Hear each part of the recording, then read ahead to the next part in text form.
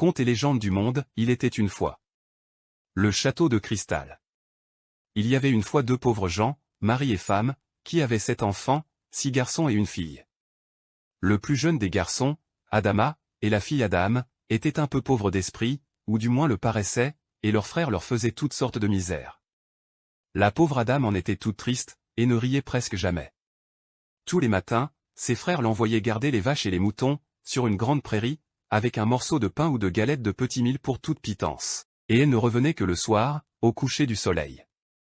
Un matin, selon son habitude, elle conduisait ses vaches et ses moutons au pâturage, elle rencontra en son chemin un jeune homme si beau et si brillant qu'elle crut voir le soleil en personne. Et le jeune homme s'avança vers elle et lui demanda. « Voudriez-vous vous marier avec moi, jeune fille ?» Voilà Adam bien étonnée et bien embarrassée de savoir que répondre.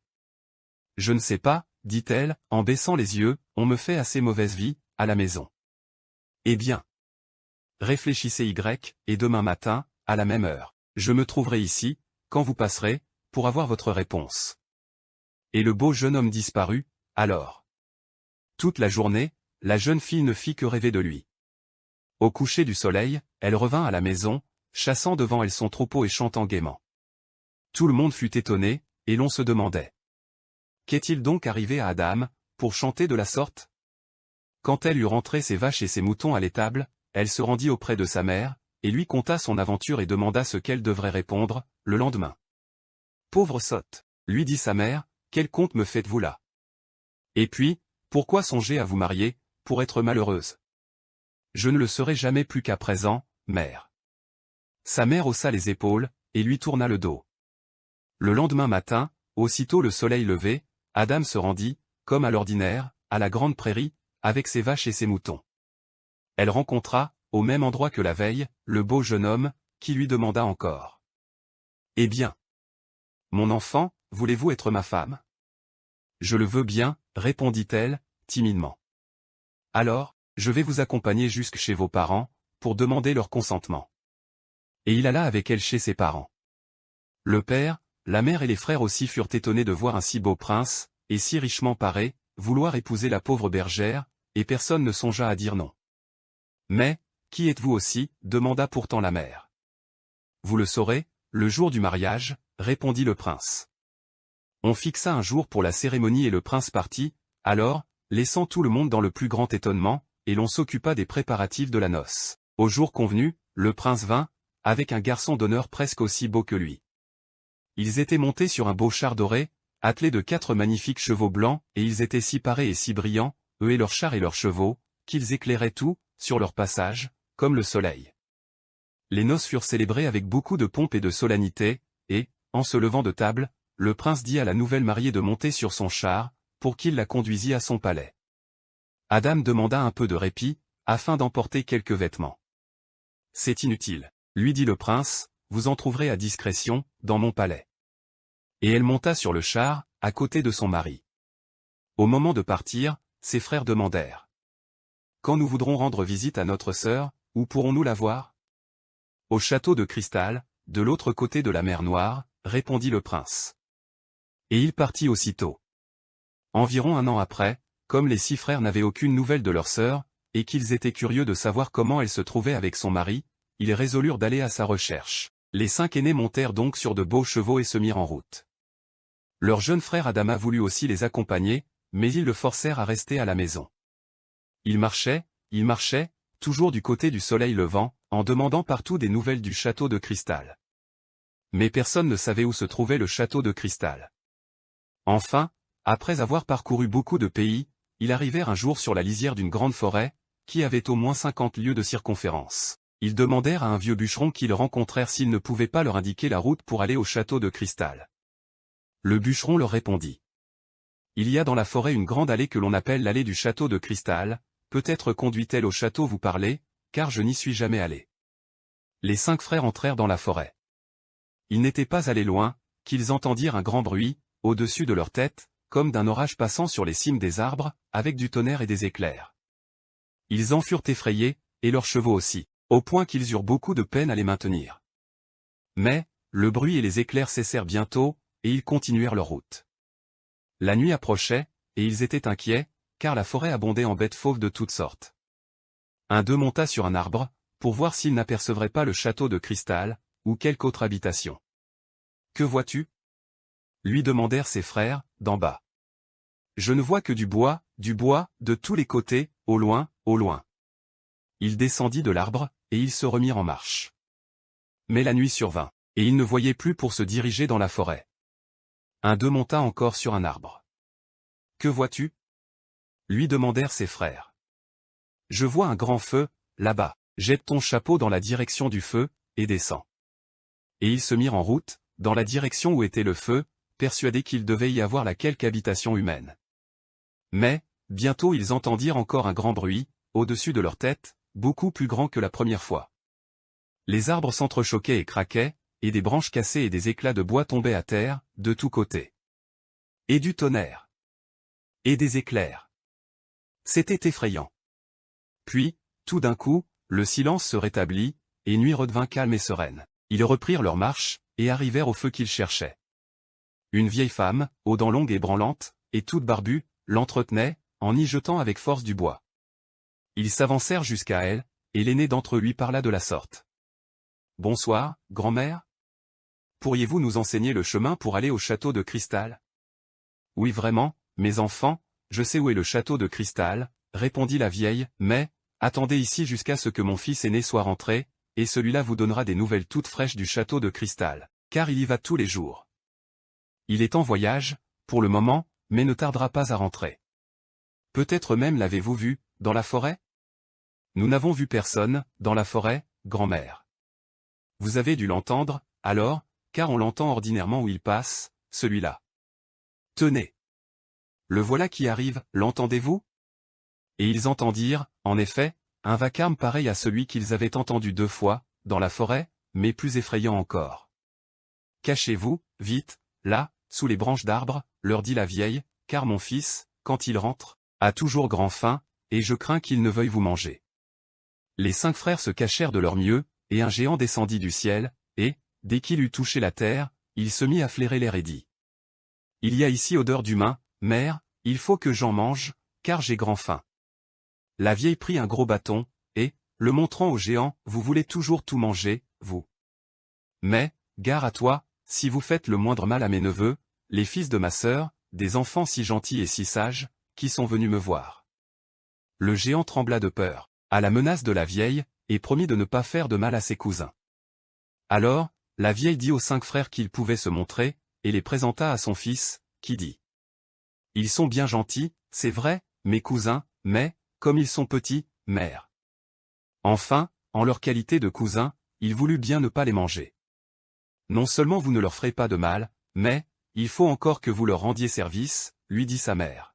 « Quel service faut-il donc que je leur rende ? Il faut que vous les conduisiez au château de cristal, où ils veulent voir leur sœur. Je ne puis les conduire jusqu'au château de cristal, mais, je les conduirai volontiers un bon bout de chemin, et les mettrai sur la bonne voie. »« Merci, cousin, nous n'en demandons pas davantage, dirent les 5 frères. »« Eh bien. Couchez-vous là, près du feu, et dormez, car il faut que nous partions demain matin, de bonne heure. Je vous éveillerai, quand le moment sera venu. » Les 5 frères se couchèrent dans leurs manteaux, autour du feu, et feignirent de dormir, mais ils ne dormaient pas, car ils n'osaient pas trop se fier à la promesse de leur cousin le géant. Celui-ci se mit, alors, à souper, et il avalait un mouton à chaque bouchée. Vers minuit, il éveilla les 5 frères et leur dit. « Allons. Debout, cousin, il est temps de partir. » Il entendit un grand drap noir sur la terre, près du feu, et dit aux 5 frères de se mettre dessus, montés sur leurs chevaux. Ce qu'ils firent.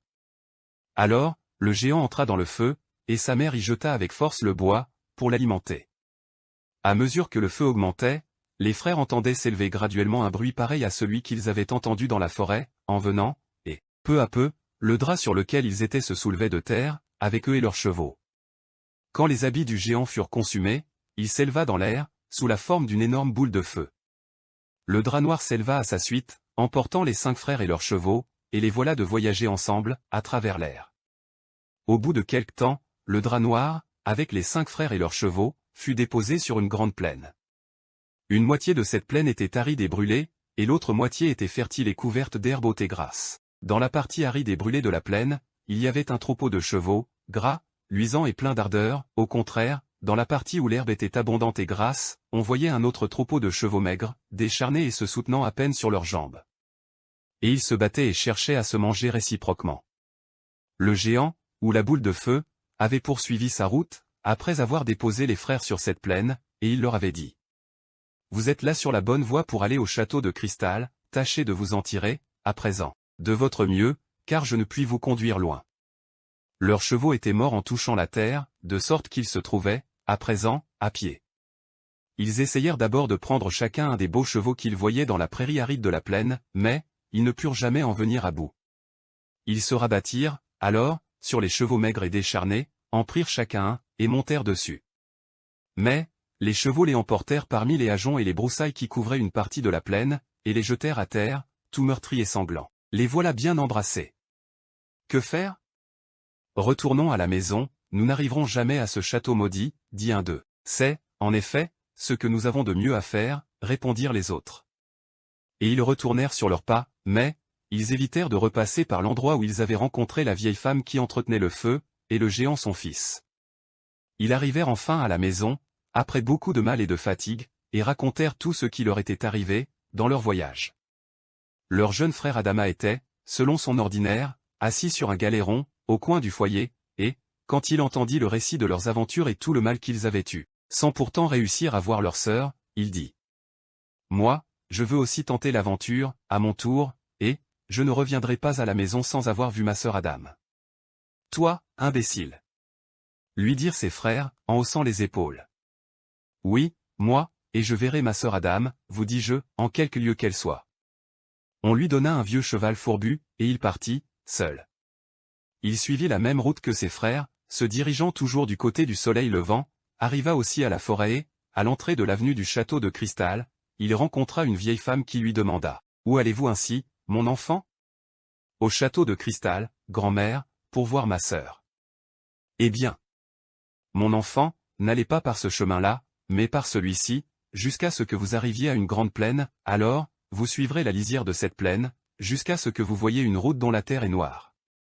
Prenez cette route-là, et, quoi qu'il arrive, quoi que vous puissiez voir ou entendre, quand bien même le chemin serait plein de feu, ne vous effrayez de rien, marchez toujours droit devant vous, et vous arriverez au château de cristal, et vous verrez votre sœur.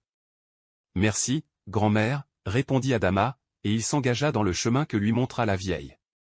Il arriva, sans tarder, à la plaine dont elle lui avait parlé, et la côtoya tout du long, jusqu'à ce qu'il vit la route à la terre noire. Il voulut la prendre, suivant le conseil de la vieille, mais, elle était remplie, à l'entrée, de serpents entrelacés, de sorte qu'il eut peur et hésita un moment. Son cheval lui-même reculait d'horreur, quand il voulait le pousser dans ce chemin. Comment faire? Se dit-il, on m'a pourtant dit qu'il fallait passer par là. Il enfonça ses éperons dans les flancs de son cheval, et il entra dans la route aux serpents et à la terre noire. Mais, aussitôt, les serpents s'enroulèrent autour des pattes de l'animal, le mordirent, et il tomba mort sur place. Voilà le pauvre Adama à pied, au milieu de ces hideux reptiles, qui sifflaient et se dressaient menaçants autour de lui. Mais, il ne perdit pas courage pour cela, il continua de marcher, et il arriva enfin à l'autre extrémité de la route, sans avoir éprouvé aucun mal. Il en fut quitte pour la peur. Il se trouva, alors, au bord d'un grand étang, et il ne voyait aucune barque pour passer de l'autre côté, et il ne savait pas nager, de sorte qu'il était encore fort embarrassé. Comment faire? Se disait-il, je ne veux pourtant pas retourner sur mes pas, j'essayerai de passer, arrive que pourra. Et il entra résolument dans l'eau. Il en eut d'abord jusqu'aux genoux, puis jusqu'aux aisselles, puis jusqu'au menton, et enfin par-dessus la tête. Il continua d'avancer, malgré tout, et finit par arriver, sans mal, de l'autre côté de l'étang. En sortant de l'eau, il se trouva à l'entrée d'un chemin profond, étroit et sombre et rempli d'épines et de ronces qui allaient d'un bord à l'autre de la route, et avait racines en terre des deux bouts. Je ne pourrai jamais passer par là, se disait-il, il ne désespéra pourtant pas. Il se glissa, à quatre pattes, par-dessous les ronces, rampa comme une couleuvre et finit par passer. Dans quel état, hélas! Son corps était tout déchiré et tout sanglant, et il n'avait plus le moindre lambeau de vêtement sur lui. Mais, il avait passé, malgré tout. Un peu plus loin, il vit venir à lui, au grand galop, un cheval maigre et décharné. Le cheval, arrivé près de lui, s'arrêta comme pour l'inviter à monter sur son dos.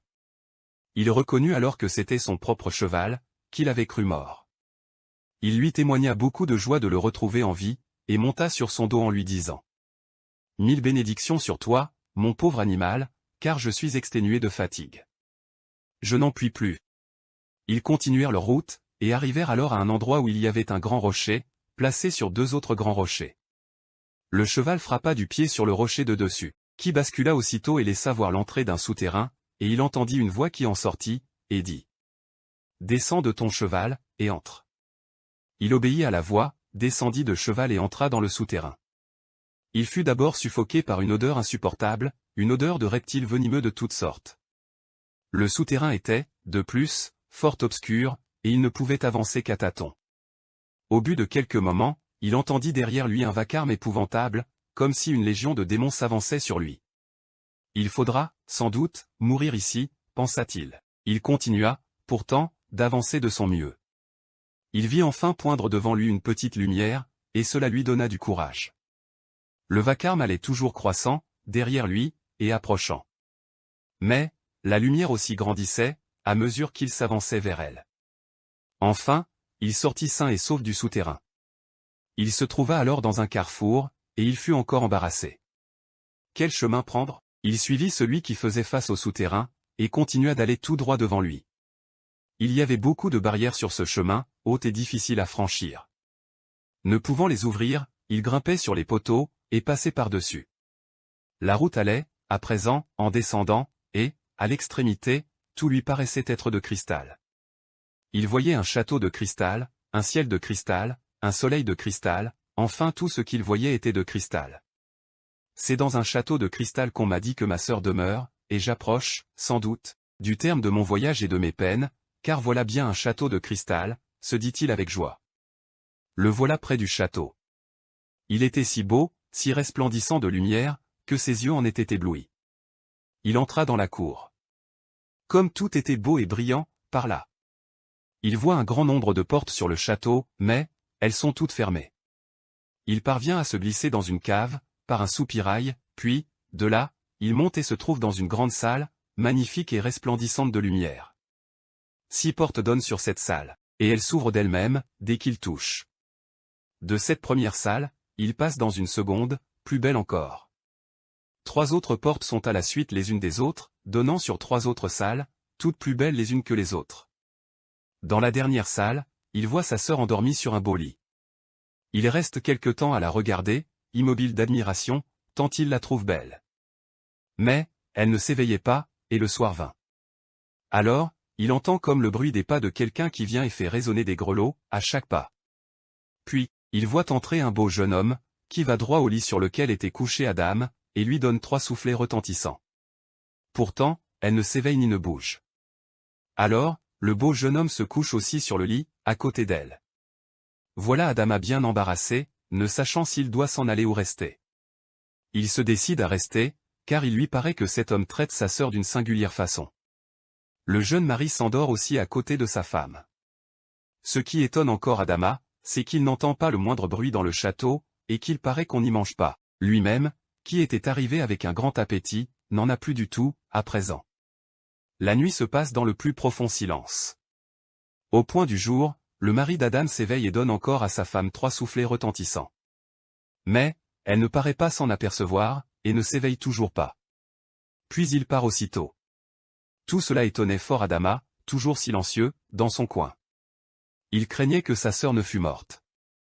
Il se décida enfin, pour s'en assurer, à lui donner un baiser. Elle s'éveilla alors, ouvrit les yeux et s'écria, en voyant son frère près d'elle. « Oh! Que j'ai de joie de te revoir, mon frère chéri !» Et ils s'embrassèrent tendrement. Alors Adama demanda à Adam. « Et ton mari, où est-il, sœur chérie? Est-ce qu'il y a longtemps qu'il n'a pas été à la maison? » « Non, vraiment, il n'y a pas longtemps, frère chéri, il vient de partir, il n'y a qu'un moment. »« Comment, est-ce que tu ne serais pas heureuse avec lui, ma pauvre sœur? »« Je suis très heureuse avec lui, frère chéri. Je l'ai pourtant vu te donner 3 bons soufflets, hier soir, en arrivant, et 3 autres, ce matin, avant de partir. Que dis-tu là, frère chéri? » « Des soufflets, c'est des baisers qu'il me donne, le soir et le matin.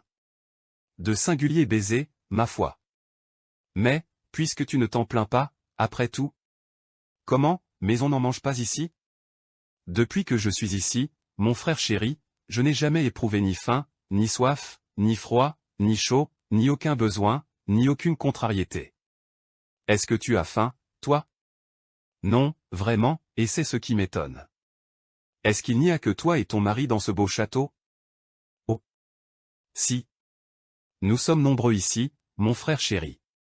Quand je suis arrivé, j'ai vu tous ceux qui y sont, mais, depuis, je ne les ai jamais revus, parce que leur avait parlé, quoiqu'on me l'eût défendu. Ils passèrent la journée ensemble, à se promener dans le château et à causer de leurs parents, de leur pays et d'autres choses. Le soir, le mari d'Adam arriva, à son heure ordinaire. Il reconnut son beau-frère, et témoigna de la joie de le revoir. « Vous êtes donc venu nous voir, beau-frère » lui dit-il. « Oui, beau-frère, et ce n'est pas sans beaucoup de mal. Je le crois, car tout le monde ne peut pas venir ici, mais, vous retournerez à la maison plus facilement, je vous ferai passer les mauvais chemins. » Adama resta quelques jours avec sa sœur. Son beau-frère partait, tous les matins, sans dire où il allait, et était absent durant toute la journée. Adama, intrigué par cette conduite, demanda, un jour, à sa sœur. « Où donc va ton mari ainsi, tous les matins? Quel métier a-t-il aussi? » « Je ne sais pas, mon frère chéri, il ne m'en a jamais rien dit. » « Eh bien. Moi, j'ai envie de lui demander de me permettre de l'accompagner, car je suis curieux de savoir où il va ainsi, tous les jours. »« Oui, demande-le-lui, mon frère chéri. » Le lendemain matin, au moment où le mari d'Adam s'apprêtait à partir, Adama lui dit. « Beau-frère, j'ai envie de vous accompagner, aujourd'hui, dans votre tournée, pour voir du pays, et prendre de l'air? »« Je le veux bien, beau-frère, mais, à la condition que vous ferez tout comme je vous dirai. Je vous promets, beau-frère, de vous obéir en toutes choses. Écoutez-moi bien, alors il faudra, d'abord, ne toucher à rien et ne parler qu'à moi seul, quoi que vous voyiez ou entendiez. Je vous promets de ne toucher à rien et de ne parler qu'à vous seul. C'est bien, partons, alors. » Et ils partirent de compagnie du château de cristal. Ils suivirent d'abord un sentier étroit, où ils ne pouvaient marcher tous les deux de front. Le mari de Adam marchait devant, et Adama le suivait de près. Ils arrivèrent ainsi à une grande plaine sablonneuse, aride et brûlée. Et, pourtant, il y avait là des béhuffes et des vaches gras et luisants, qui ruminaient tranquillement couchés sur le sable et qui paraissaient heureux. Cela étonna fort Adama, mais, il ne dit mot, pourtant. Plus loin, ils arrivèrent à une autre plaine où l'herbe était abondante, haute et grasse, et, pourtant, il y avait là des vaches et des béhuffes maigres et décharnés, et ils se battaient et beuglaient à faire pitié. Adama demanda à son beau-frère. « Que signifie donc ceci, beau-frère? Jamais je n'ai vu pareille chose, des vaches et des béhuffes de bonne mine et luisants de graisse, là où il n'y a que du sable et des pierres, tandis que, dans cette belle prairie, où ils sont dans l'herbe jusqu'au ventre, vaches et béhuffes sont d'une maigreur à faire pitié, et paraissent près de mourir de faim. Voici ce que cela signifie, beau-frère. Les vaches et les béhuffes gras et luisants, dans la plaine aride et sablonneuse, ce sont les pauvres qui, contents de leur sort et de la condition que Dieu leur a faite, ne convoitent pas le bien d'autrui, et les vaches et les béhuffes maigres, dans la prairie où ils ont de l'herbe jusqu'au ventre, et qui se battent continuellement et paraissent près de mourir de faim, ce sont les riches, qui ne sont jamais satisfaits de ce qu'ils ont et cherchent toujours à amasser du bien, aux dépens des autres, se querellant et se battant constamment. Plus loin, ils virent, au bord d'une rivière, deux arbres qui s'entrechoquaient et se battaient avec tant d'acharnement qu'il en jaillissait au loin des fragments d'écorce et des éclats de bois. Adama avait un bâton à la main, et, quand il fut près des deux arbres, il interposa son bâton entre les deux combattants, en leur disant. « Qu'avez-vous donc à vous maltraiter de la sorte? Cessez de vous faire du mal, et vivez en paix. » À peine eut-il prononcé ces paroles, qu'il fut étonné de voir les deux arbres se changer en deux hommes, mari et femme, qui lui parlèrent ainsi. « Notre bénédiction sur vous, voici 300 ans passés que nous nous battions ainsi, avec acharnement, et personne n'avait pitié de nous, ni ne daignait nous adresser la parole. Nous sommes deux époux qui nous disputions et nous battions constamment, quand nous étions sur la terre, et, pour notre punition, Dieu nous avait condamnés à continuer de nous battre encore ici, jusqu'à ce que quelque âme charitable eût pitié de nous, et nous adressa une bonne parole. Vous avez mis fin à notre supplice, en agissant et en parlant comme vous l'avez fait, et nous allons, à présent, au paradis, où nous espérons vous revoir, un jour. » Et les deux époux disparurent aussitôt. Alors Adama entendit un vacarme épouvantable, des cris, des imprécations, des hurlements, des grincements de dents, des bruits de chaînes? C'était à glacer le sang dans les veines. Que signifie ceci? Demanda-t-il à son beau-frère. Ici, nous sommes à l'entrée de l'enfer, mais, nous ne pouvons pas aller plus loin ensemble, car vous m'avez désobéi. Je vous avais bien recommandé de ne toucher et de n'adresser la parole à nul autre que moi, durant notre voyage, et vous avez parlé et touché aux 2 arbres qui se battaient, au bord de la rivière. Retournez auprès de votre sœur, et moi, je vais continuer ma route. Je rentrerai à mon heure ordinaire, et alors, je vous mettrai sur le bon chemin pour retourner chez vous. Et Adama s'en retourna au château de cristal, seul et tout confus, pendant que son beau-frère continuait sa route. Quand sa sœur le vit revenir. « Te voilà déjà de retour, mon frère chéri ?» lui dit-elle. « Oui, ma sœur chérie, » répondit-il, tout triste. « Et tu reviens seul ?»« Oui, je reviens seul. »« Tu auras, sans doute, désobéi en quelque chose à mon mari ?»« Oui, j'ai parlé et touché à 2 arbres. »« Et, comme cela, tu ne sais pas où il va ?»« Non, je ne sais pas où il va. » Vers le soir, le mari d'Adama rentra, à son heure habituelle, et dit à Adama. « Vous m'avez désobéi, beau astérisque frère, il vous faut retourner encore un peu dans votre pays, pour voir vos parents, vous reviendrez, sans tarder, et ce sera alors pour toujours. » Adama fit ses adieux à sa sœur. Son beau-frère le mit alors sur le bon chemin pour s'en retourner dans son pays, et lui dit. « Allez, à présent, sans crainte, et au revoir, car vous reviendrez, sans tarder. » Adama chemine par la route où l'a mis son beau-frère, un peu triste de s'en retourner ainsi, et rien ne vient le contrarier, durant son voyage. Ce qui l'étonne le plus, c'est qu'il n'a ni faim, ni soif, ni envie de dormir. À force de marcher, sans jamais s'arrêter, ni de jour ni de nuit, car il ne se fatiguait pas non plus, il arrive enfin dans son pays. Il se rend à l'endroit où il s'attend à retrouver la maison de son père, et est bien étonné d'y trouver une prairie avec des hêtres et des chênes. C'est pourtant ici, où je me trompe fort, se disait-il. Il entre dans une maison, non loin de là, et demande où demeure son père Ibrahima. Ibrahima? Il n'y a personne de ce nom par ici, lui répond-on. Cependant un vieillard, qui était assis au foyer, dit. J'ai entendu mon grand-père parler d'un Ibrahima, mais, il y a bien longtemps qu'il est mort, et ses enfants et les enfants de ses enfants sont tous morts, il n'y a plus de descendants de Ibrahima dans le pays. Le pauvre Adama fut on ne peut plus étonné de tout ce qu'il entendait, et, comme il ne connaissait plus personne dans le pays et que personne ne le connaissait, il se dit qu'il n'avait plus rien à y faire, et que le mieux était de suivre ses parents où ils étaient allés. Alors Adama entendit un vacarme épouvantable, des cris, des imprécations, des hurlements, des grincements de dents, des bruits de chaînes. C'était à glacer le sang dans les veines. Que signifie ceci? Demanda-t-il à son beau-frère. Ici, nous sommes à l'entrée de l'enfer, mais, nous ne pouvons pas aller plus loin ensemble, car vous m'avez désobéi. Je vous avais bien recommandé de ne toucher et de n'adresser la parole à nul autre que moi, durant notre voyage, et vous avez parlé et touché aux 2 arbres qui se battaient, au bord de la rivière. Retournez auprès de votre sœur, et moi, je vais continuer ma route. Je rentrerai à mon heure ordinaire, et alors, je vous mettrai sur le bon chemin pour retourner chez vous. Et Adama s'en retourna au château de cristal, seul et tout confus, pendant que son beau-frère continuait sa route. Quand sa sœur le vit revenir. « Te voilà déjà de retour, mon frère chéri ?» lui dit-elle. « Oui, ma sœur chérie, » répondit-il, tout triste.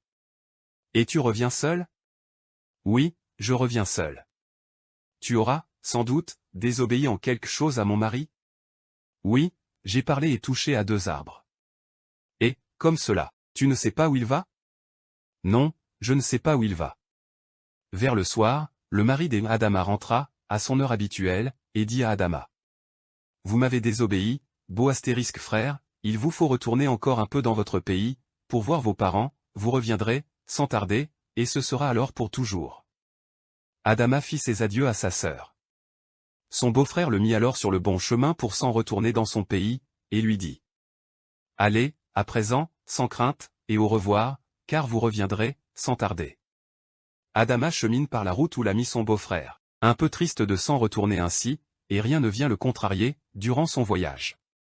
Ce qui l'étonne le plus, c'est qu'il n'a ni faim, ni soif, ni envie de dormir. À force de marcher, sans jamais s'arrêter, ni de jour ni de nuit, car il ne se fatiguait pas non plus, il arrive enfin dans son pays. Il se rend à l'endroit où il s'attend à retrouver la maison de son père, et est bien étonné d'y trouver une prairie avec des hêtres et des chênes. C'est pourtant ici, où je me trompe fort, se disait-il. Il entre dans une maison, non loin de là, et demande où demeure son père Ibrahima. Ibrahima? Il n'y a personne de ce nom par ici, lui répond-on. Cependant un vieillard, qui était assis au foyer, dit. J'ai entendu mon grand-père parler d'un Ibrahima, mais, il y a bien longtemps qu'il est mort, et ses enfants et les enfants de ses enfants sont tous morts, il n'y a plus de descendants de Ibrahima dans le pays. Le pauvre Adama fut on ne peut plus étonné de tout ce qu'il entendait, et, comme il ne connaissait plus personne dans le pays et que personne ne le connaissait, il se dit qu'il n'avait plus rien à y faire, et que le mieux était de suivre ses parents où ils étaient allés. Il se rendit donc au cimetière et vit à leur tombe, dont quelques-unes dataient déjà de 300 ans. Alors, il s'agenouilla, pria du fond de son cœur, puis mourut sur place, et alla, sans doute, rejoindre sa sœur, au château de cristal. Le conte est fini, celui qui respire le premier ira au paradis. Laissez-nous un commentaire et un like si vous avez aimé. À très bientôt pour un nouveau conte sur ma chaîne YouTube, Contes et légendes du monde. Par Maître Berthet, le Maharaja.